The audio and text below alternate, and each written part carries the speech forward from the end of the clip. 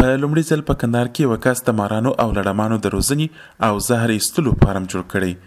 د زهري حیواناتو د روزنې دغه فارم چې څه باندې میاشتې د فعالیت کیږي، تر دې ماله 6,000 لړمان او 800 بېلابېل ماران راټول کړي دي.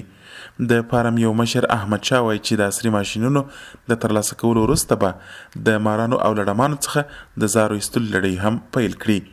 مو تقریبا اوس یوه نیمه میاشت کې پیل مو کړی دي.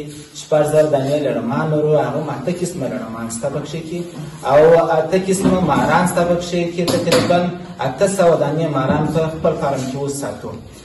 د دې خوراکه ده چنجۍ، هغه مو هم د دې لپاره چمتو کړی دی چې دې وخوري او پاتې سو د دې زهر ډېر قیمت بیه دي او ګران دي.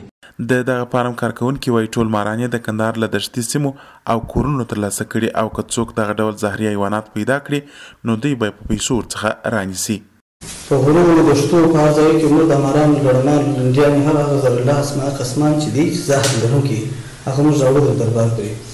بیا که څوک داسې ځای مار پیدا سي، هغه شی پیدا سي، موږ هغه ځای ته رسېدګي کوو. د هغه خلک چې په دې تکلیف یې په کور کې یا په یو ځای کې موږ ته اطلاع راکړي، موږ ورته د کور څخه هغه شی راوړو او د دې ځای پورې رسوو.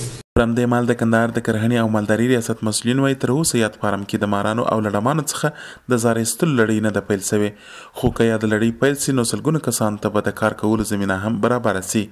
د دغه فارمونو د جوړېدو څخه تقریبا که یوازې دغه فارم په کندهار ولایت کې فعالیت شروع کړی دی او نور مخ ته ولاړ شي او زهر یې تولید کړه، 300 کسانو ته په مستقیم ډول د کار زمینه مساعده کیږي. له هرات وروسته کندهار دوهم ولایت دی چې د مارانو او لړمانو د روزنې فارم پکښې جوړیږي.